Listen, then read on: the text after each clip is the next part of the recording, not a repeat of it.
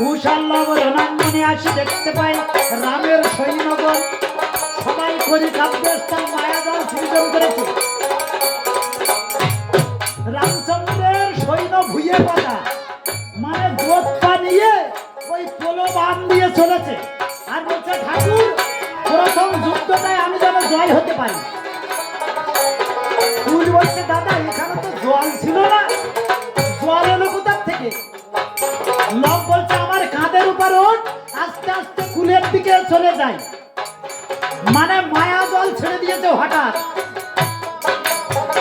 আচ্ছা হঠাৎ যারা কাজ করে তাদের কি বলে জানেন? রেডিমেড। অনেক সময় রেডিমেড মা আসে আমাদের গান শুনতে। রেডিমেড মায়েরা কেমন জানেন? আমাদের ওইখানটায় আছে চাঁদপাড়ার দিকে।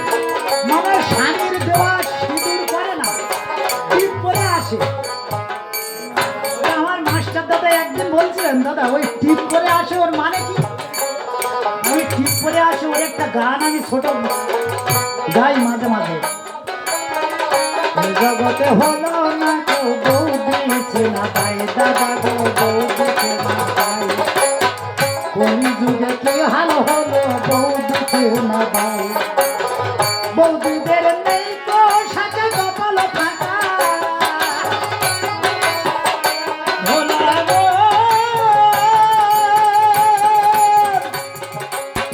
বৌদিদের নেই তো সাজা কপাল ফাঁকা। বৌদিরা ঠিক করে ঘুরে বেড়ায়। কোন যুগের কি হাল হলো বউ দিতে না দাদা গো বউ দিতে না। চুল ছাটিয়া বৌদিরা সব বিউটি পার্লারে শাল খুলে নেচে ঘুরে বেড়াচ্ছে ঘুরে দাদা গো বেড়াচ্ছে। চুল ছাটিয়া বৌদিরা সব বিউটি পার্লারে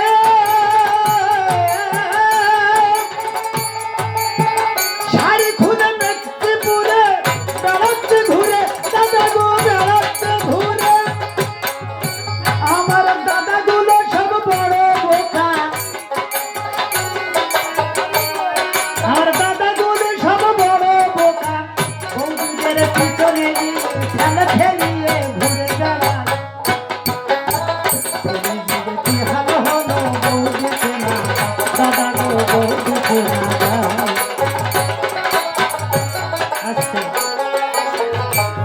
বেশি গান গাইব না, কেননা অনেক রাত্র হয়ে গেছে। আর হয়তো বায়না চেয়ে যে বায়নায় আমাদের আশা এখানে তার চেয়ে বেশি গান গেয়ে ফেলছি মনে হয়। এই জন্য আজকে একটু কম করে গাই আস্তে আস্তে।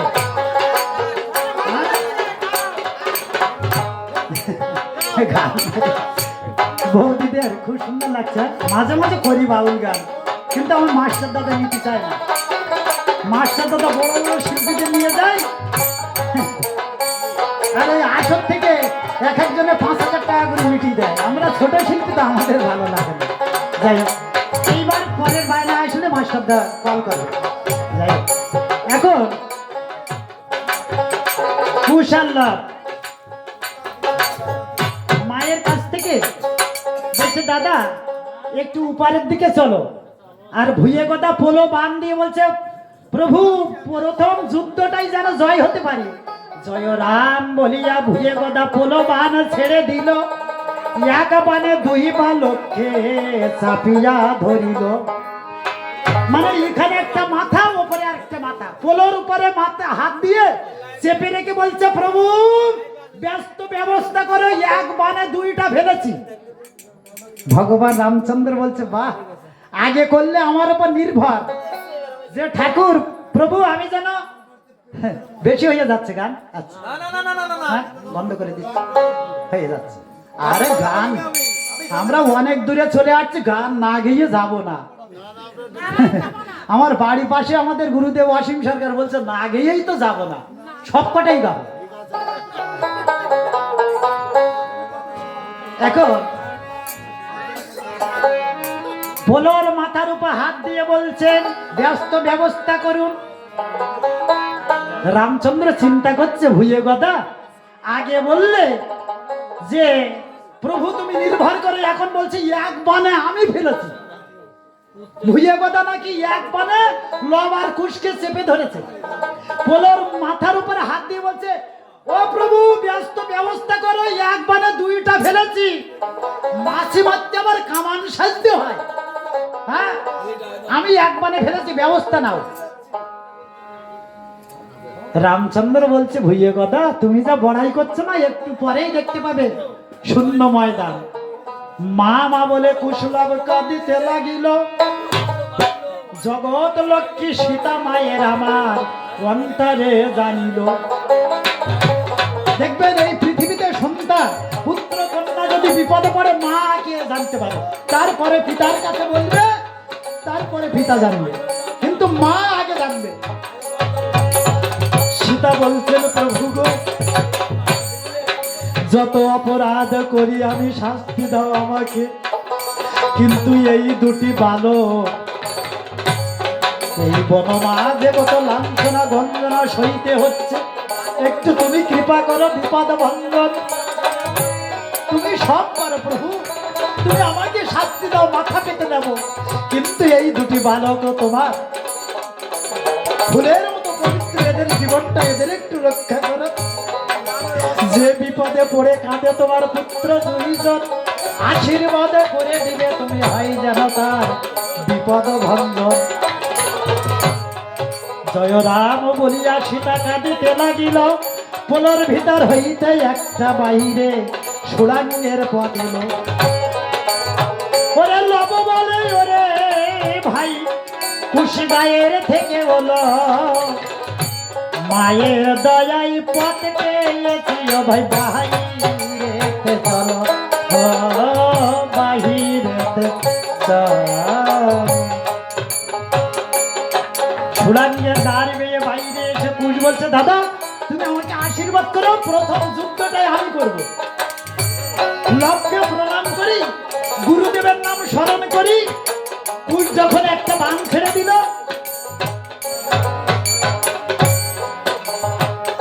সমস্ত রাক্ষস সৈন্যগণ নিহত, বানর সৈন্যগণ বন্দী হয়ে পড়ে আছে, বেঁচে আছে রাম আর লক্ষ্মণ। রাম আর লক্ষ্মণের কাছে এসে বলছে, শোনো তোমাদের দুই ভাইয়ের নাম কি গো? রামচন্দ্র বলছে, বালক আমার নাম রাম আর আমার ছোট ভাই লক্ষ্মণ। বলছে, ও রাম তুমি এখনো দেশে ফিরে যাও, রাম তুমি আর জিনিতে নারিবে, শুনে নাও হে প্রবল দল হে, যাও ফিরে ঘরে, যুদ্ধে কেন প্রাণ হারাবে আমাদের করে। তুমি যাও ফিরে ঘরে, যুদ্ধে কেন প্রাণ হারাবে রাম আমাদের করে, যাও ফিরে ঘরে, যুদ্ধে কেন প্রাণ হারাবে রাম আমাদের করে।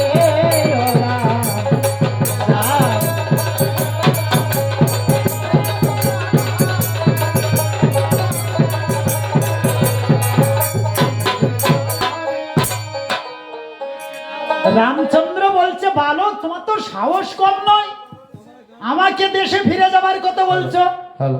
আমার বীরত্বের কথা শুনলে এই বন থেকে এই মুহূর্তে তোমরা অন্য বনে চলে যাবে। কুশ বলছে, মহারাজ আপনার বীরত্বের কথাটা একটু বলুন তো শুনি। বলছে, শোনো বালক, রাম বলে এক বানে আমি পড়েছি তারকা, ফিরে যাও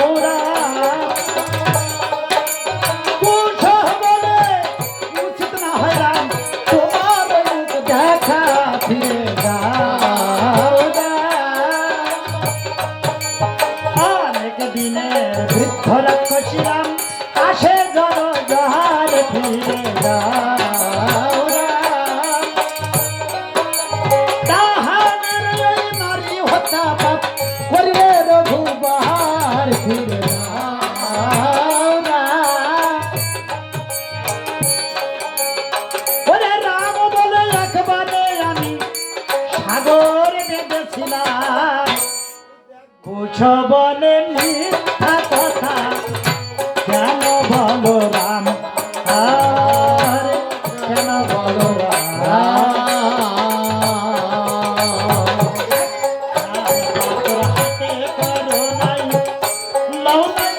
কই কই সাগর ওই বন্ধন করলে বেটা নলবান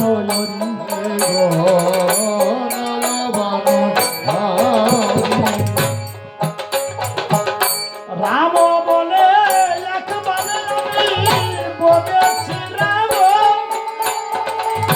কুশলে অকালে কেমন করিল বোধন অকাল বোধন করেছিল রাম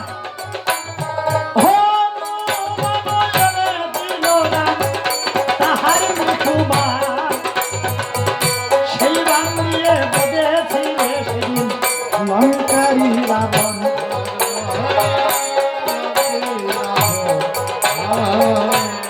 রামচন্দ্র বলছে বালক এটা তো আমার বিরাটের কথা গুণের কথা শোনো আমার চরণ করো সে হলো কাষ্টের তরি সোনা কুশ বলে একখান ছাড়া রাম আরো তো পারবে না ওরা ওই কাষ্টের তরি শোনা হয়েছিল কি কারণে জানো আমাদের মায়ের কাছে শুনেছি মাধব ভক্ত সোনার ভক্ত তাই তার তরি হলো সোনা মাধবীর কৃপা বলে তোমার চরণের গুণে না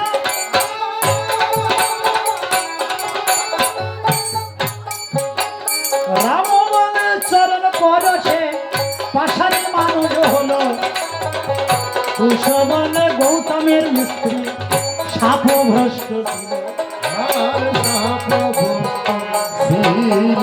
ওরা আমাদের সমস্ত ভক্তদের কাছে শুনেছি মহামণি গৌতম অহল্যাকে অভিশাপ দিয়েছিল যে অহল্যা তুমি জানতে পারিলে পরপুরুষ কেন তাকে অভিশাপ করনি দান আমার এই বনে তুমি পাষাণী হয়ে পড়ে রবে অহল্যা বলেছিল প্রভু আমি স্বামী জ্ঞানে তোমাকে তাকে সেবা দিয়েছি গৌতমের রূপ ধরে এসেছিল তাই স্বামী জ্ঞানে শুধু আলিঙ্গন দিয়েছিলেন তোমার মুখের কথা যেন সত্যি হয় পাষাণ উদ্ধার পাবো তবে বলে দাও আমায় তাই ওই মুনি ঠাকুর সদাই হয়ে বলেছিল বিশ্বমিত্র মোহনী যখন রাম ওই অবতারে ত্রেতা যুগে রাম লক্ষ্মণকে নিয়ে যাবে এই পথে রামের চরণ পরশে পাষাণ উদ্ধার পাবে ওটা মুনির বাক্য ওটা তোমার চরণের গুণটুন নয় ওই মহামণি গৌতমের মুখের কথাই পাষাণী আবার মানুষ হয়ে গেল তোমার গুণের কথা শুনলাম বিরাটের কথা কতই শুনলাম আচ্ছা রাম আমরা একটু কথা জিজ্ঞাসা করবো তোমার পিতা কয়জন বলছি কেন পিতা আমার কয়জন আমি দশরথের পুত্র দাশরথী রাম ও বসো এখানে বসো উল্টে খারাপ লাগে তিনটা লোকটা 2.5 জন উঠে দাঁড়িয়েছে আর হাফ ছিলেন হাফ হলে রাধারানী মানে 2.5 জন ভক্ত ছিলেন 3.5 জন গোপী ছিলেন বৃন্দাবনে 3.5 জন গোপী নিয়ে ভগবান লীলা করতেন তো আজ আমার লব আর কুশ বলছে রাম মায়ের নাম স্মরণ করিয়া লবকে ডাকছেন রামচন্দ্র লব একটিবারে আমার কোলে নাই তোকে কোলে করে আজ আমার তাপিত প্রাণ আমি শীতল করব এই ধরা ধামে লবরে একটিবার তুই আমার গায়ে বান আমার একটিবার লব তুই আমাকে বান মার কুশ কিন্তু আমাকে বাঁচতে দেবে না কুশের মানে আমার এই জবনিকা হবে আমার কোলে আয় তুই বলছে ভাই রে ওই রামচন্দ্র সর্বপ্রথমে আমাকে যুদ্ধে আহ্বান করেছে আমি রামের গায়ে একটি বান মারবো তারপরে তোমার পালা লব বীর বান ছাড়ে ভাই নামে বরুণ ভাই প্রদক্ষিণ করিয়া রামের ছিল চরণে দিল রামচন্দ্র বান ছেড়ে দিল মানসিক স্থিতি দুই বালকে ফিরে এসে হলো সিংহাসন রামচন্দ্র বান ছাড়ে আর নামে শশী কলা পিতা পিতা বলে রামের জড়িয়ে ধরে বলা সে দেহে বানে বানা পিতা পুত্রের হলো পরিচয় ধনুর্বাণ ফেলে রাম আমার লক্ষ্যে কোলে নয় লক্ষ্যে কোলে নিয়ে রামচন্দ্র বলছে লবরে তোর মায়ের কাছে যখন আমাকে নিধন করে চলে যাবি জীবনে যেন মিথ্যা কথা বলবি না আমার রাজাভরণ আর এই মাথার মুকুট আর আমার হাতের যে নামাঙ্কিত অঙ্গুরি এই অঙ্গুরিটা দিয়ে তোর মাকে দেখাবি তাহলে তোর মা জানতে পারবি আমি কি যেন মিথ্যা কথা বলবি না কুশ বলছে ও দাদা বাপ মারা কথা ছিল একবার এক এক করে দুইবার বাপ মেরেছে আমি কিন্তু দেখেছি এবার কোলে উঠতে হয় আমি উঠবো আর মরতে হয় আমি মরবো লবকে পিছিয়ে রেখে নিদারুণ কুশ বান জুড়ে দিল ব্রহ্মাস্ত্র বান জুড়ে আমার সীতারি নন্দন মন্ত্র শক্তি উচ্চারিয়ে দিল তো বানের প্রথমেতে অরুণ বয়সে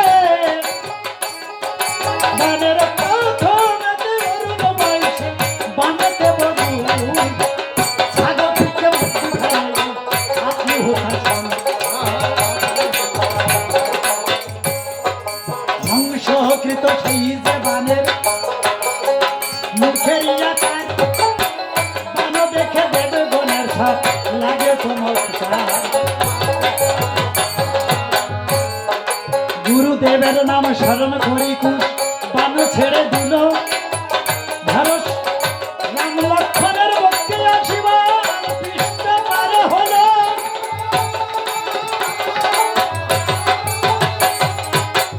এলাইলা মাথার বেরি তারা করে ভূমি তলে স্বর্গবাসে দেবগণ সবাই জয় রাম রাম বলে পৃথ্বীবাস পণ্ডিতের ওই অমৃত লহরি রামানন্দে জয় দিন মায়েরা সবাই বলুন হরি